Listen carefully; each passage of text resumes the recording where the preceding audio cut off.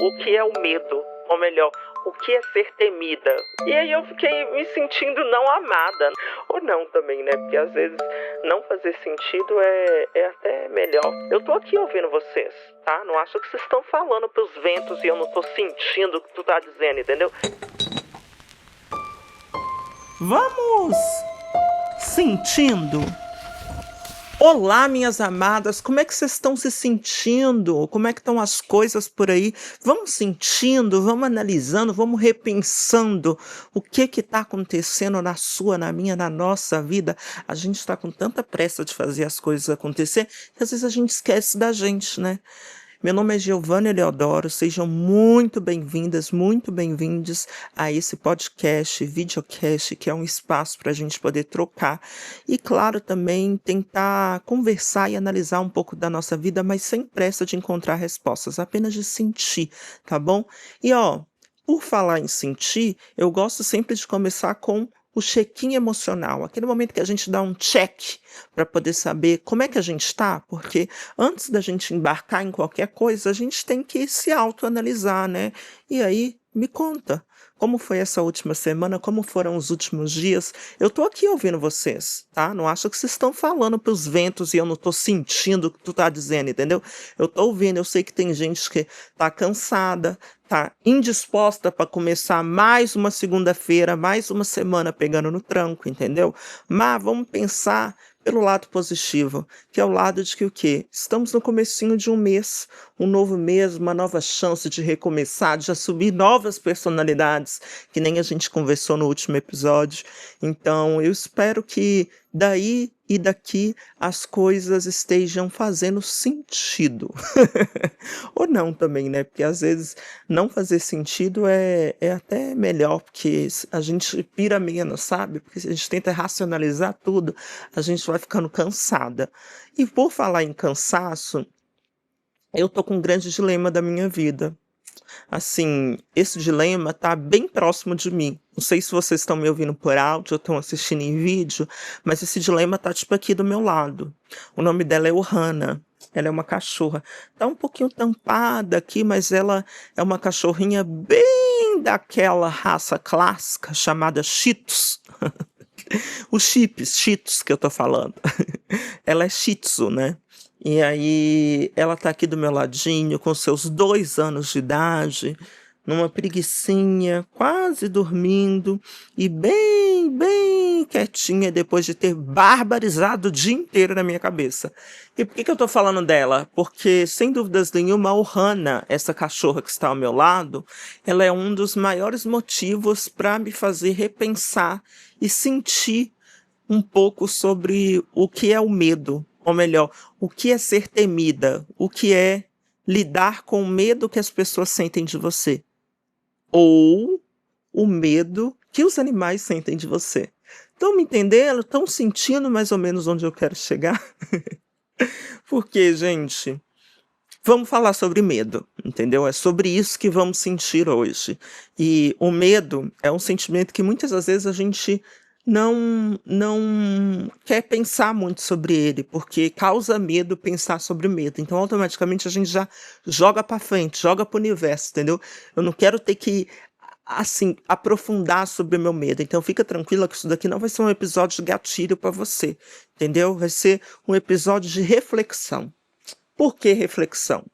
Porque nós vamos autoanalisar como historicamente o medo ele é imposto como uma barreira que impõe limites. E como eu descobri isso na prática, não foi lendo livro, não foi teorizando, foi apenas vivendo, entendeu?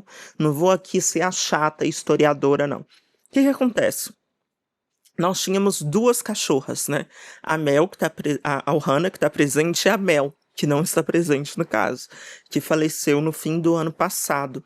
Eu comentei sobre isso na primeira temporada do episódio, foi um momento bem drástico para mim e para o homem negro, que é meu marido, que mora com a gente. Foi bem no momento de mudança para essa nova casa, nessa varanda onde eu tô aqui. E a Mel era uma cachorra mais velha, vira-lata caramelo, e a Ohana era uma cachorra mais nova. E a gente teve muita dificuldade de adaptar ambas, porque a Mel não lidava bem com outros animais. Então a Mel, ela batia, mordia, machucava o Hannah. E nesse processo todo a gente pensou que a melhor solução seria o quê? Um adestrador. Alguém que conseguisse criar uma rotina, hábitos para poder melhorar um pouco a qualidade de vida delas, para que elas conseguissem viver no mesmo ambiente em paz. Deu certo? Olha, eu acho que sim. Eu acho que não. Mas ao longo desse processo, algumas coisas foram muito importantes, porque a Ohana aprendeu alguns comandos básicos, entendeu alguns limites, a Mel passou a respeitar mais a Ohana, mas ainda teve muitas dificuldades para lidar com outros cachorros. Em contrapartida, pela Ohana ser mais nova, a Mel acreditava que a Ohana era filha dela, e a Ohana acreditava que a Mel era a mãe dela. Então, assim, esse processo também de luto não foi só nosso, enquanto humanos que tinha uma pet, mas sobretudo da Ohana, que é uma cachorra mais nova e que perdeu a maior companheira dela, que era a Mel. E nesse processo todo doloroso, né, eu acabei percebendo como era a minha relação com ambas, né, mas sobretudo com a Ohana. Porque a Mel, muito pelo contrário, ela era uma cachorra que sempre se impunha. Então, normalmente as pessoas tinham medo dela. Tipo, sei lá, a gente ia passear com ela, ela tinha medo, os cachorros tinham medo dela porque ela latia, ela rosnava. Então, as nossas amigas também, quando vinham em casa, tinham um pouco de medo da Mel. Enquanto a Ohana era medrosa. A Ohana que tinha medo dos outros cachorros, porque ela foi criada com uma cachorra que meio que causava alguns dilemas para ela. Então ela deduziu na cabeça dela, em algum lugar, que todo mundo poderia fazer mal para ela, mas sobretudo uma outra cachorra. E literalmente, quando eu tô falando mal, já teve episódios de, por exemplo, a Mel ter machucado mesmo, assim, o dentinho da Ohana quando estava nascendo, enfim. Então, acredito que esse processo tenha sido também traumatizante para ela, como foi para a gente também. Durante todo esse processo de adestramento delas, elas sempre tiveram uma relação muito boa com o Matheus, o homem negro, que é meu companheiro, né, meu marido que mora comigo. Elas sempre lidaram muito bem com ele. Por quê? Porque ele literalmente faz tudo o que elas querem, resumindo. Mas não só por isso, também porque boa parte da rotina delas, ele era responsável. Então, quem saía mais para passear com elas na rua era ele, quem normalmente dava petisco para elas era ele, quem normalmente tinha mais tempo ali de rotina para ficar com elas e brincar com elas era ele. Então, ele sempre teve uma relação muito boa com elas. E também ele sempre foi muito mais amoroso, assim, não sei dizer, não sei explicar, mas eu sinto que eu tenho alguns limites. Mas diferente de mim, eu sempre tive uma dificuldade maior de demonstrar afeto. Então, tinha alguns limites, assim, em relação a como elas lidavam com ele e como elas lidavam comigo. Após a partida da Mel, algumas coisas começaram a ficar mais nítidas. Dentre elas, o fato de que a Ohana, ela me temia mais. Ela tem maior medo de mim, assim, não sei explicar, mas normalmente quando eu reprimo alguma ação dela, ela reage de uma forma muito expressiva, tipo, ela abaixa a cabeça, ela deita, ela fica andando cabisbaixa, ela entende muito bem o recado. Às vezes eu só olho para ela, ela já sabe. Por quê? Também porque ao mesmo tempo que o Matheus, enquanto pai dela, tem essa relação mais amorosa e cuidadosa, sempre a parte das broncas, as partes mais temidas, ficavam meio que comigo. Então, assim, fez xixi fora do lugar, eu que ia lá e reprimia. Tipo assim, fez uma bagunça, eu que ia lá e reprimia. Então, eu comecei a perceber que a Ohana tinha um certo medo, ou melhor, ainda tem um certo temor comigo, assim. É como se eu chamasse ela e ela repensasse se ela fosse vir até mim. Diferente de quando o Matheus chama ela e ela vai correndo, assim, ela não pensa duas vezes. Dependendo da circunstância, se tá só eu e ela em casa, é claro que ela vem. Mas se o Matheus estiver em casa, ela automaticamente vai repensar em ficar mais na companhia dele do que da minha. E isso é um fato que começou a me fazer repensar, né? Tipo, será que eu sou uma pessoa temida? Por que será que ela tem medo de mim? E aí eu entrei num grande looping, assim, de ver o que eu estava fazendo e quais eram as reações dela, né? Tipo, se eu quisesse que ela viesse até mim, eu tinha que trazer um petisco, tipo assim, sei lá, eu tinha que trazer um brinquedo, que aí ela vinha até mim. Já o Matheus, ele não precisava desse esforço, ela vinha até ele de uma forma natural, de uma forma espontânea. E aí eu comecei a ficar, poxa, ô Hannah, que isso, Hannah?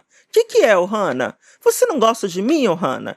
E aí, só porque eu tô falando isso agora no vídeo, ela tá aqui, né? Poxa, poxa, Hannah, que isso, Hannah? Tu não gosta de mim? E aí eu fiquei me sentindo não amada, não sei dizer isso. E a gente até entrou numa conversa também sobre alienação parental, só que de pets.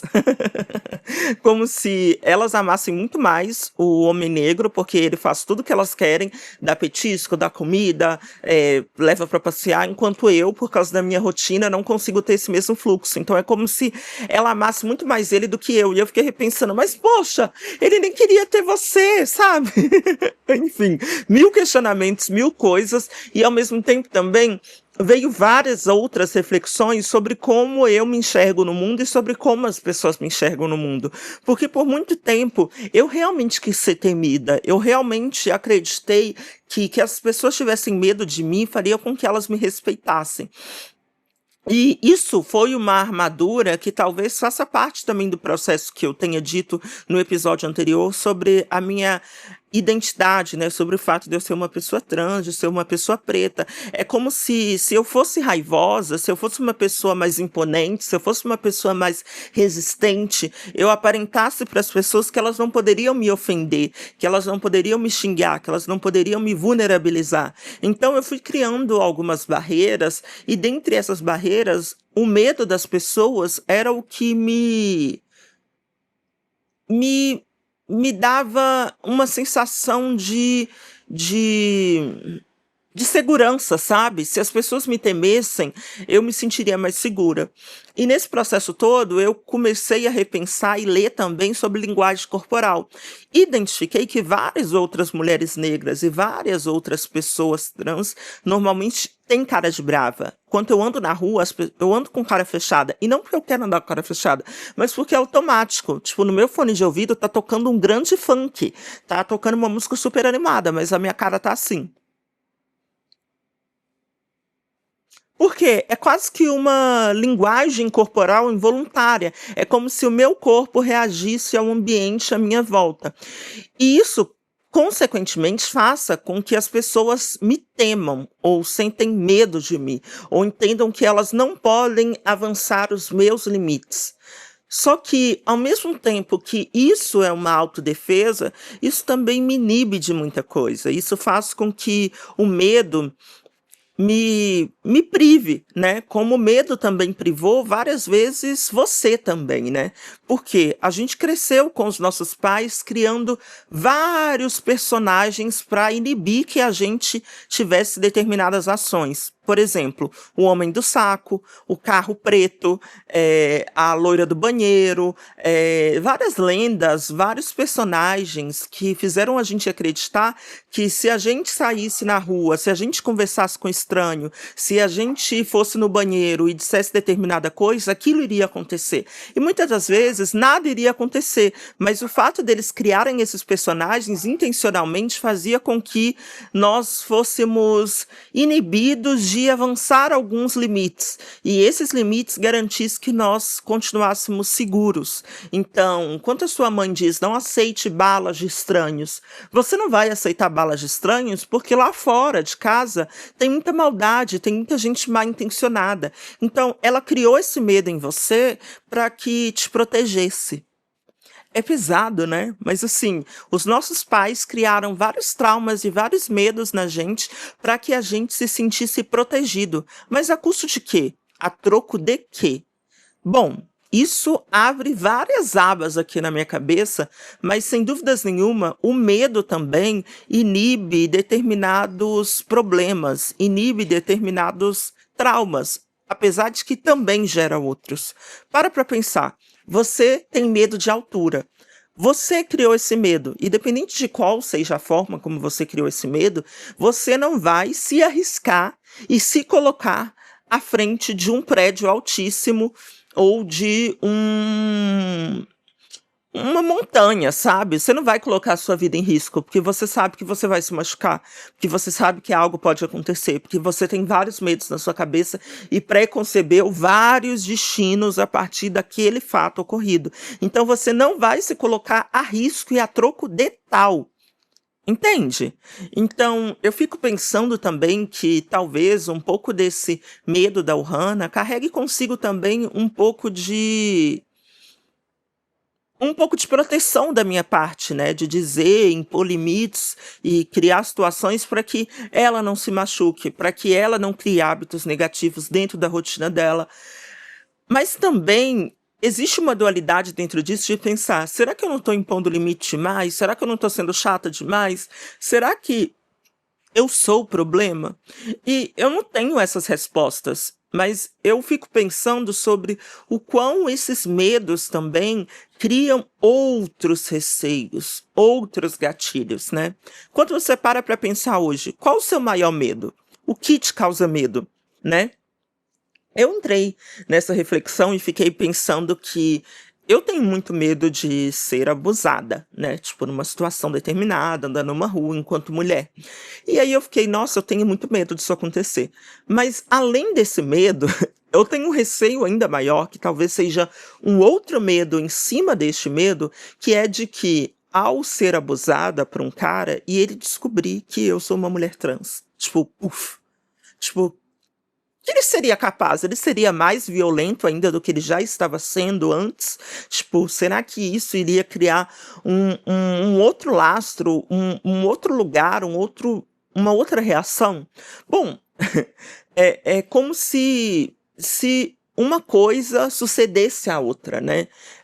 Você pode me responder que você tem medo de um dia ir de arrasta para cima. E sim, você tem medo de ir de arrasta para cima, mas qual as formas de ir de arrasta pra cima? De uma forma traumática, tipo, tá andando na rua, de repente você é atropelado e puf! Ou assim, você tava dormindo e enquanto você dormia você teve um mal súbito e puf, arrasta pra cima. Tipo, qual seria o seu maior medo? Que isso fosse de uma forma traumática ou que isso fosse de uma forma menos traumática? Não que o mal súbito não seja traumático, né? Porque a gente não passou por essa experiência para poder dizer, né? Talvez quem tenha vivido a experiência da estar à beira da morte, ou tem muitos registros de pessoas que falam: nossa, eu vi Deus, eu tive nessa situação, depois eu voltei. Esses depoimentos me deixam num grande êxtase, assim, de pensar: será que essa pessoa estava consciente suficientemente para chegar nesse encontro? Mas ao mesmo tempo, qual é o nível de consciência e subconsciência para ela chegar nesse estado? Fui longe demais, né? Mas, nesse processo todo, eu gosto muito de oráculos, de mitologia, gosto muito de leitãs, de orixás. E eu encontrei uma exemplificação do que seria um pouco desse medo, né? E nesse processo todo, o homem negro, que é meu companheiro, ele fez a iniciação dele dentro do candomblé. Ele já era ali, desde criança ele frequenta, porque a família dele tem ali um terreiro, mas a tia dele é mãe de santo e tal, mas ele fez o santo dele. Então ele tá até hoje de preceito, enfim, num grande processo que talvez para quem não seja de religiões de matriz africana não vai entender, mas é como se você precisasse de se resguardar, assim, tipo, um pouco parecido com a quaresma, né? Tipo, eu não posso comer carne vermelha. Então tem algumas coisas que ele não pode fazer. E aí eu já tinha esse livro, que é a Mitologia dos Orixás, do Reginaldo Prandi. Já era um livro que eu já li, mas eu não li todo, porque ele é muito grande, como vocês podem ver. Mas nesse processo todo, ele levou esse livro para o momento que ele ficou ali recolhido no terreiro por algumas semanas, e depois ele trouxe o livro de novo e a gente estava conversando sobre um Itã, porque esse livro tem várias filosofias, tem várias histórias de orixás. Então, tipo, tem uma parte só falando de Ogum tem uma parte só falando de Oxum, tem uma parte só falando de Xangô, e aí são histórias, né, itãs bem pequenos, assim, às vezes em uma página já tem ali uma história. Mas esse mito, essa história, esse itã conta pra gente de um jeito bem didático um pouco como é essa relação do medo. E aí eu vou ler um trecho aqui para vocês conseguirem entender um pouco do que ficou comigo, assim, né? Mas Ogum era o rei de Ire, Onire, Ogum, Onire. Ire era o primeiro reino da terra, não a terra onde a gente vive, onde a gente tá, né, convivendo, mas um conceito aqui que determina que era um reino que antes de se conceber, se conceder enquanto orixá, Ogum estava. E Ogum usava coroa sem franjas, chamada Akorô. Por isso também era chamado de Ogum Alakorô. Contas que, tendo partido para a guerra, Orum retornou ao Irê, depois de muito tempo. Então ele foi para uma guerra e voltou para esse reino aqui na Terra. E ele chegou num dia em que estava sendo realizado um ritual sagrado, em que ninguém podia falar com ninguém, ninguém podia dirigir a palavra a ninguém, ninguém podia olhar para ninguém. Era meio que um voto de silêncio, então as pessoas estavam ali se resguardando por um motivo determinado. E Ogum chegou muito cansado dessa guerra, dessa batalha que ele tinha enfrentado. Ogum sentia sede, Ogum sentia fome, mas ninguém o atendia. Ninguém o ouvia, ninguém falava com ele. Ogum pensou que não havia sido reconhecido e se sentiu desprezado. Depois de ter vencido a guerra, de ter se esforçado, de dado a sua vida para o seu povo, a sua cidade não tinha o recebido como ele esperava. E ele era o rei de Irê, ele era o rei, né, daquele reino. E ele não tinha sido reconhecido por sua própria gente. Quando ele, né, lidou com a reação dessas pessoas, ele se sentiu humilhado e enfurecido. E Ogum tinha uma espada em punho. E aí, o que aconteceu, gente?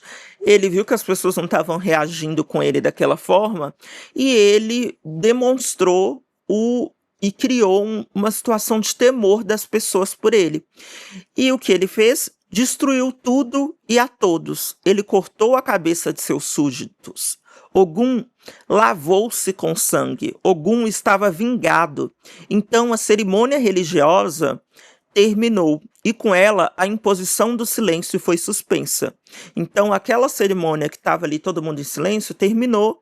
Só que quando a cerimônia terminou, ele estava tão enfurecido durante a cerimônia que ele acabou cortando a cabeça de todo mundo, acabou se banhando do sangue das pessoas, acabou destruindo seus súditos, se é que vocês me entendem, fez todo mundo de arraça para cima. Então, imediatamente, o filho de Ogum, acompanhado por um grupo de súditos ilustres, homens salvos da matança que sobreviveram àquilo tudo, vieram à procura do seu pai. Eles renderam as homenagens devidas ao rei e ao grande guerreiro Ogum. Mesmo depois dele ter feito tudo aquilo, as pessoas que sobreviveram, né, àquela grande matança foram lá agradecer a Ogum. Eles renderam as homenagens devidas ao rei e ao grande guerreiro Ogum. Saciaram sua fome e sua sede. Vestiram Ogum com roupas novas, cantaram e dançaram para Ogum. Mas Ogum estava inconsolável. Mesmo diante daquilo tudo, ele havia matado quase todos os habitantes de sua cidade. Não se dera conta das regras de uma cerimônia. Ele não se deu conta de que aquilo era um ritual, né? E Ogum sentia que já não podia ser o rei, né? Porque ele acabou destruindo todos os seus súditos, sobrou poucos. E Ogum tinha se arrependido da sua intolerância e envergonhado por tamanha precipitação. Ogum fustigou-se dia e noite em autopunição. Então ele começou a se castigar e ele não tinha medido seu tormento, nem havia possibilidade de autocompaixão. Ogum então enfiou sua espada no chão e num átimo de segundo a terra se abriu e ele foi tragado solo abaixo. Ele enfiou a espada ali sobre o solo e ali abriu-se, né, algo que levou ele para debaixo da terra. Ogum estava no Orum, o céu dos deuses. Não era mais humano. Tornou-se um orixá. Olha, gente, assim, esse é o mito, né, de Ogum. E o que isso fala pra gente sobre medo? Que o medo, o temor, ele muitas das vezes é uma reação incontrolável, uma reação insaciável, né? Ele estava ali na fúria, no cansaço, na sede, na fome de, né, ter vivido uma grande batalha, e ele acabou falando: vou fazer com que as pessoas me temam, eu vou fazer com que as pessoas tenham pavor de mim para que elas atendam à minha sede, à minha fome. Só que esse medo dele fez com que essas pessoas fossem para um outro plano, né? Esse medo dele fez com que ele fosse racional, fez com que ele se arrependesse, com que ele se mutilasse, né? Depois, fez com que ele não se reconhecesse mais como ele era. Mas ao mesmo tempo que ele sentiu isso foi por quê? Porque aqueles que sobraram demonstraram para ele ainda o seu amor, mesmo a partir do temor. Então, é meio que uma relação de que, por mais que exista um medo, em meio ao medo, ainda existe a compaixão, ainda existe o amor. Talvez isso explique um pouco dessa relação que a gente tenha com os nossos pais, né? Do tipo, você não pode botar o dedo na tomada, você não vai botar o dedo na tomada que você vai tomar um choque. E aí você fica: nossa, meu pai tá me proibindo, meu pai tá criando medos em mim, meu pai tá criando traumas. Mas ao mesmo tempo, o seu pai também tá te protegendo. E nessa relação de poder, de medo, também existe um pouco de amor e de cuidado. E é nesse momento, então, que Ogum se torna um grande orixá e vai para o reino de Orun, né, vai para o grande céu dos deuses, que eu fico pensando quantas vezes a gente também se deixa se perder pelo nosso medo, né? Quantas vezes eu também me deixei enfurecida pelas ações da Ohana, acabei criando mais traumas sobre elas, né? Porque são muitas camadas aí, mas eu acho que também o que fica é essa relação de que muitas das vezes eu sou temida, mas muitas das vezes também eu sinto medo, né? Então, assim, talvez você não se identifique com quem causa medo, mas você se identifique mais sobre quem sente medo, né? Eu sinto medo do meu chefe, eu sinto medo dele quando ele grita comigo, eu sinto medo de assistir filme de terror, eu sinto medo de assombração, de ir no escuro até a cozinha ou no banheiro quando eu acordo de madrugada, né? O medo é uma coisa muito irracional e talvez ele não tenha uma explicação para isso. E talvez a gente também não precise de enfrentar ele. Mas eu acho que o ponto de tudo isso é repensar como a gente, a partir do nosso medo, consegue criar mecanismos para encontrar um pouquinho de ensinamento nesse processo, né? Um pouquinho de raciocínio diante disso. Por que isso te causa medo, né?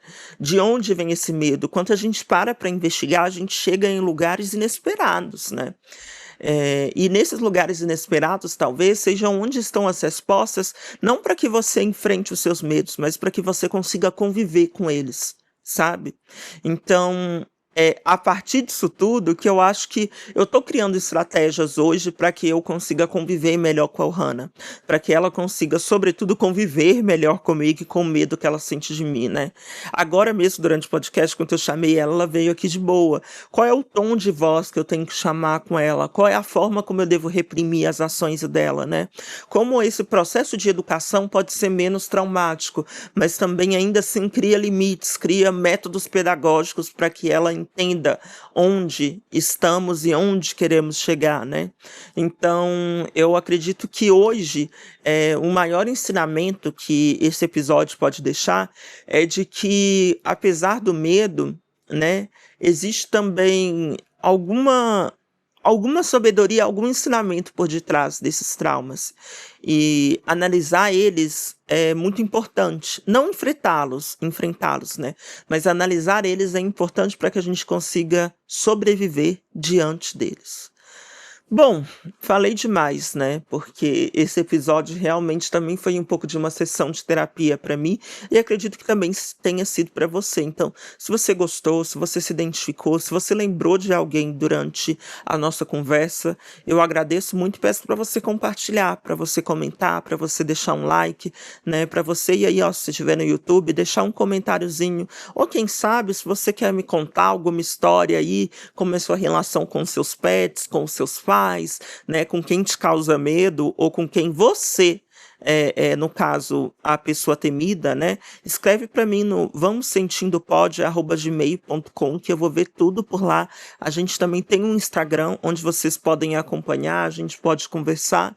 E eu fico muito grata pela troca e por vocês terem me ouvido até aqui, porque realmente, se você se pré-disponibilizou a chegar até este minuto, é porque você acreditou no que eu estava dizendo, e isso para mim basta. Então, muito, muito obrigada. E eu espero que a gente se encontre na próxima segunda, tá? Porque todas as segundas-feiras nós vamos sentindo por aqui.